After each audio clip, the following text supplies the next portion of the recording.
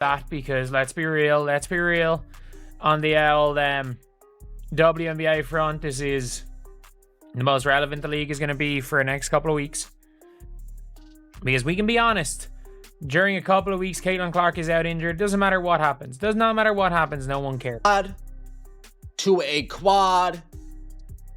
Forget the official injury report. Caitlyn Clark is on the sidelines because she was targeted, and the WNBA is covering it up. The first clue that something was deeply wrong came from her own head coach, whose bizarre and evasive press conference revealed what looks like a conspiracy of silence designed to hide an ugly truth. This isn't just about one injury. It's about a season-long pattern of physical abuse, a league that refuses to protect its most valuable asset, and a crisis so severe it threatens to burn the entire WNBA to the ground. The story they aren't telling you is the one you need to hear. This groin injury, and how much of an absence do you expect from her beyond today? Yeah, late last night. I think it's very much a day-to-day thing, how she responds to treatment. I stay in my lane and let our strength and conditioning and our physical, our AT staff do what they do best. But yeah, I found out late last night, and then we'll treat it day to day. Back-to-back a factor at all with that? I mean, I don't know if it's a factor from a physical standpoint, from an athletic training standpoint. Certainly in my mind, it is. But at the same time, she's shown that she's tough and she's a quick healer. So the first sign that something was deeply wrong came not from a doctor, but from Clark's own head coach, Stephanie White. When she stood before the media to address the injury, fans and reporters expected clarity and a straightforward update. Instead, they were met with a wall of confusion and alarming uncertainty. White admitted she only found out about the severity of the situation late last night from her training staff. A shocking admission given that Clark had reportedly undergone an MRI much earlier in the day. In a professional sports organization, the head coach is typically one of the first to know about the status of their star player. This disconnect suggested a serious breakdown in communication, or worse, that information was being deliberately managed. Seconds left. How much patience do I need to have before I can start going nuclear? Because I am getting very frustrated with what I am seeing. To everybody that said Caitlyn Clark didn't look like herself, salute to you. For everybody that said Caitlyn Clark might be going through something, salute to you. Clearly, you all saw what that person that stands there like this can't see. We all saw what was going on. Man, something's not right. When pressed for specifics on the MRI results, the one piece of hard evidence that could clear things up, her response was a masterclass in deflection. You'll have to ask our training staff. This wasn't the confident, in-control leadership you expect from a coach managing a crisis. It was the picture of someone who was either out of the loop or was under orders to say as little as possible. This raises an immediate and troubling question. Why the secrecy? Why would a coach be kept in the dark about her own franchise player? The vague timeline and evasive answers painted a picture not of a routine injury, but of a situation being carefully and suspiciously concealed from public view. She reported yesterday, like, her pain in the left groin. it had to have been at some point during the day because they took her out yesterday, for the MRI. So I'm not exactly sure. I didn't hear about it until we heard from our training staff last night. And with the MRI, did it show a strain or anything, or? You'll have to ask her. This mysterious press conference becomes even more sinister when you look back at Clark's performance in the weeks leading up to it. For weeks, the media narrative was simple. She was in a shooting slump, but it wasn't a slump. It was a slow motion breakdown happening in plain sight. Her historically bad shooting, where she went just 1 for 23 from three-point range over a 3-game stretch, wasn't a sudden loss of skill. It was her body screaming for help. You could see it in her mechanics, the slight hesitation, the shots falling short. An elite athlete's body is a finely tuned machine, and when one part is compromised, everything else suffers. Rushed her back. And within rushing her back, she re-injured that same quad. And then he rushed her back again. And then within rushing her back, she was forced to put pressure and put stress on different areas surrounding that quad. That leads us to our most recent groin injury. I don't need a degree to think for myself. If you've ever been to the gym, you got some chest pain, next thing you know, you got some shoulder pain. Why? Because instead of using your chest muscle to do the exercises, you compensate and start using your shoulder too much. The game against Seattle now looks less like an off night and more like a final desperate warning sign. For the first time in her entire career, she recorded more turnovers than points. This wasn't a slump, it was a system failure. She was playing through pain, compensating for one nagging injury, which only put more stress on other parts of her body. Reports of her coughing and sniffling in interviews, looking exhausted and unwell, were dismissed, but they were all pieces of a larger puzzle. She was being physically worn down long before the official groin injury report surfaced, and the source of that physical punishment reveals a dark pattern that the WNBA and the media have willfully ignored. She's dealing with a lot herself, right? Stephanie White. Of course, she's missed, 2 games so far because of personal issues, so I don't necessarily know what her personal issues are. Hopefully it's nothing like DeWanna Bonner's. But nonetheless, she's dealing with some things of her own, so maybe it's a tad bit difficult to keep up with every single thing that happens with her players. And then of course, she got this news late at night, so I don't know what time this could have been. It was posted early in the morning, so she's probably just now getting into the facility and trying to figure out what's going on with Caitlyn. Let me see the MRI. What happened with the MRI? They probably caught her right before she can get all this. Let's be perfectly clear. This is not just tough basketball or a physical welcome to the league. This is a targeted campaign, and the numbers expose the shocking truth. This season, an unbelievable 17% of all flagrant fouls in the entire WNBA have been committed against one single player, Caitlyn Clark. In a league of 144 players, for one person to absorb nearly a fifth of all flagrant fouls is not a statistical anomaly. It is a mathematical certainty of a deliberate strategy. It's evidence of a hit list. When she says you have to ask our training staff, are any of us really going to get the opportunity to actually talk to a training staff member? I don't think that actually is going to happen. So like what Stephanie White is doing right there is basically saying, I can't tell you, even if I could tell you, it's not going to be announced through me. It's going to be announced just how they announce everything else. They're going to announce it through a press conference. They're going to announce it through a press release, a tweet with the information.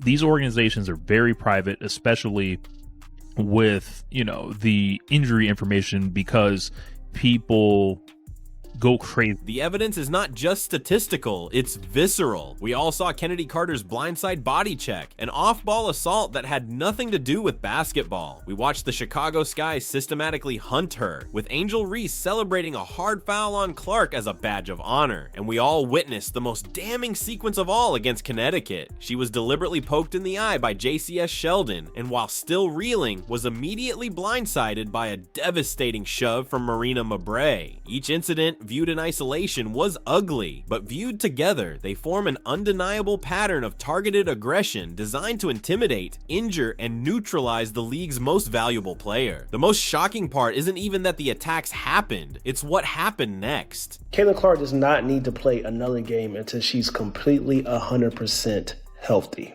If that means she has to miss multiple weeks, so be it, because you don't want to get into the habit of her rushing back from injuries when she's not fully healthy. And we know if one nagging injury can lead to another nagging injury. So the best thing that the Indiana Fever can do, regardless of what Caitlyn Clark wants to do, you have to protect your star, your superstar, because she's going to want to get on the court. But until she's 100% healthy, she does not need to play another basketball game for the Indians. In the face of this blatant and dangerous campaign, the WNBA's response has been nothing short of pathetic. Marina Mabrey's brutal body check on an already injured player earned her a technical foul that was later upgraded to a flagrant one. Her punishment? A fine. No suspension, no missed games, no meaningful consequences whatsoever. For a professional athlete, a small fine is not a punishment, it's the cost of doing business. The message this sends to every other player in the league is chillingly clear. The physical targeting of Caitlyn Clark is not only allowed, but it carries almost no professional risk.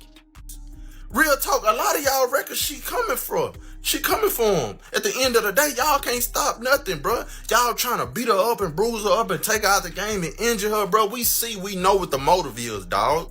Like, don't nobody like that. I don't vouch for that. I don't like that. You hear me? Y'all not leading. Look, y'all need to get that out y'all heart.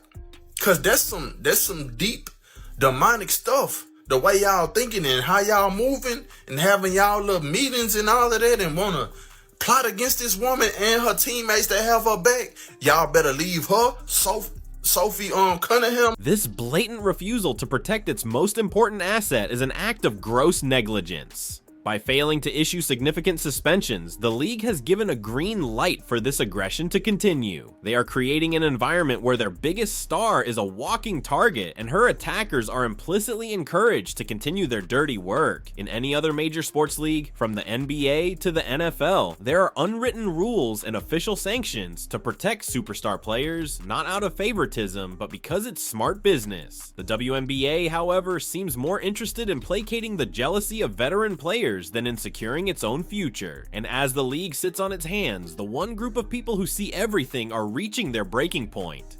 Finding out this morning that we probably need to hold out again today. It really is a day-to-day thing. And I think for us, making sure that we're prioritizing her long-term health and wellness.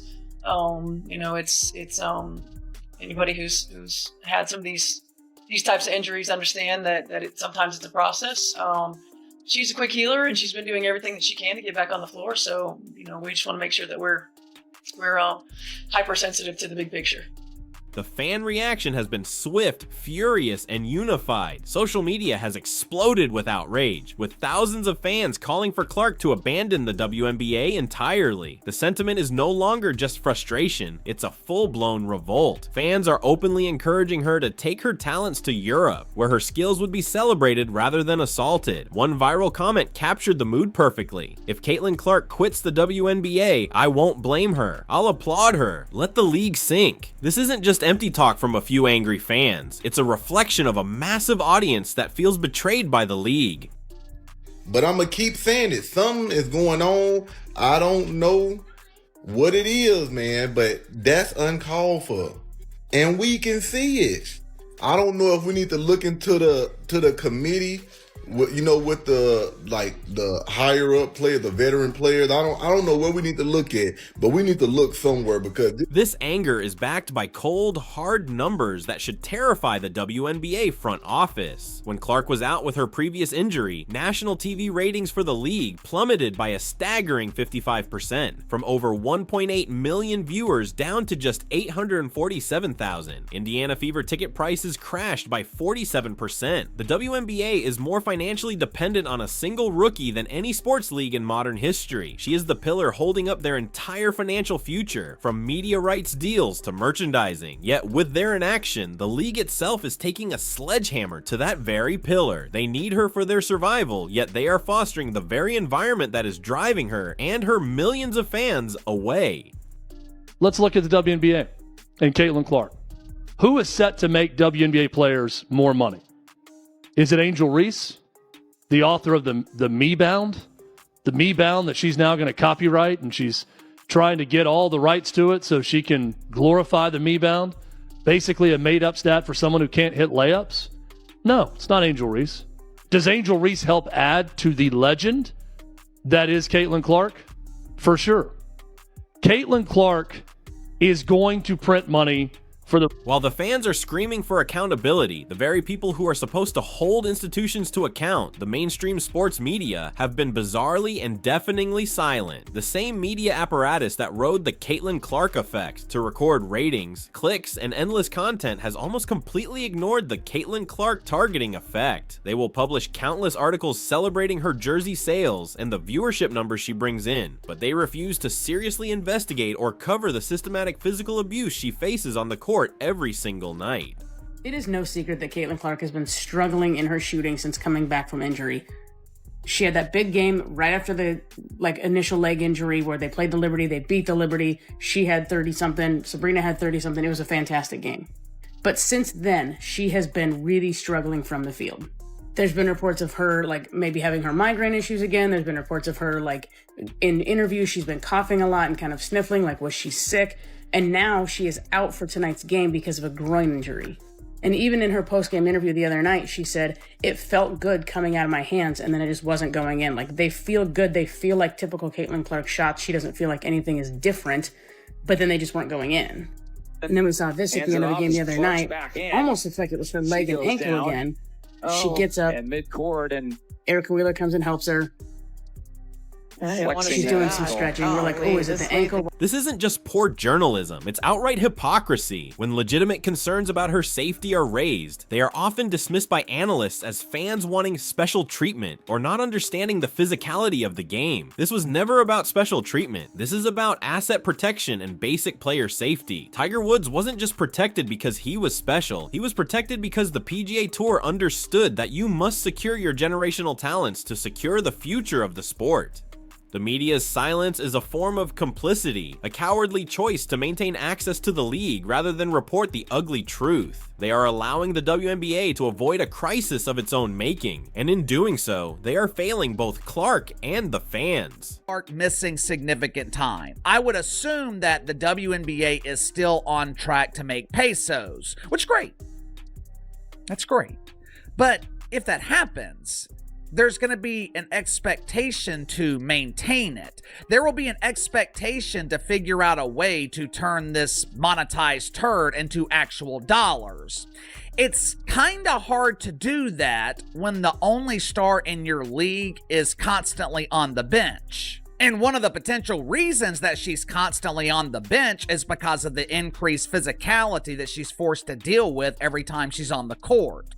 We have already seen what happens when Caitlyn Clark disappears from the W. But to truly understand why this is happening, you have to look beyond the fouls and the league's inaction. You have to look at the motive. The aggression directed at Caitlyn Clark isn't just strategic, it's personal. It's fueled by a poison that has been spreading through the league's veteran ranks since the day she was drafted. Pure, unadulterated envy. Before she ever played a professional game, legends of the sport like Diana Taurasi were on national television, warning that reality is coming for Clark. A comment that now sounds less like a prediction and more like a threat. For years, WNBA players have fought for more attention, better pay, and greater respect. Then in a single season, Clark arrived and was handed everything they had been fighting for: multi-million-dollar endorsement deals, chartered flights, and media coverage that dwarfed anything the league had ever seen. The physical attacks on the court are a manifestation of this deep-seated resentment. They aren't just trying to stop her from scoring, they are trying to humble her. They are trying to physically punish the player who they believe stole their spotlight. It's a bitter personal vendetta playing out with cheap shots and body checks, and the league is letting it happen because confronting the jealousy of its established stars is a conversation it's too afraid to have. While opposing players are driven by envy, an even more sinister betrayal may be happening from within. The Indiana Fever and the WNBA are acutely aware that their financial stability rests on Caitlyn Clark's shoulders. This creates a terrifying conflict of interest. Are they prioritizing her long-term health, or are they prioritizing ticket sales and TV ratings? The evasiveness of her own coach, the lack of transparency around her injuries, and the pressure to get her back on the court all point to a disturbing possibility that her own team and the league are willing to risk their franchise player's future for short-term financial gain. Think about it, rushing a player back from a quad strain only for them to develop a groin injury is a classic sign of overcompensation and a body not being given enough time to heal. It suggests that the day-to-day evaluation is being dictated more by the game schedule than by medical science. This is the ultimate betrayal. The very organizations that should be protecting her from the attacks are the same ones potentially pushing her back into the line of fire before she is ready. She is trapped between opponents who want to injure her and a system that needs her on the court at any cost. The WNBA now stands at a historic crossroads, and its very future is hanging in the balance. The uncertain tone in a coach's voice, the ignored warning signs in a star's performance, the undeniable pattern of physical targeting, and the league's cowardly refusal to act all point to a single catastrophic failure of leadership from top to bottom. Caitlyn Clark will eventually recover from this groin injury. Her talent is too immense to be held down for long. The real billion-dollar question isn't when she'll be back, but what kind of league she'll be coming back to. They can continue down this self-destructive path, allowing jealousy and on-court violence to wear down their golden goose until she finally and justifiably decides she's had enough. Or they can finally step up clean house and prove they are a serious professional organization worthy of her talent. The choice is simple. Will the WNBA be remembered as the league that nurtured a generational superstar to new heights? Or will it be remembered as the league that stood by and watched as she was systematically broken down? The clock is ticking, and the entire world is watching to see if they will save themselves from their own worst impulses.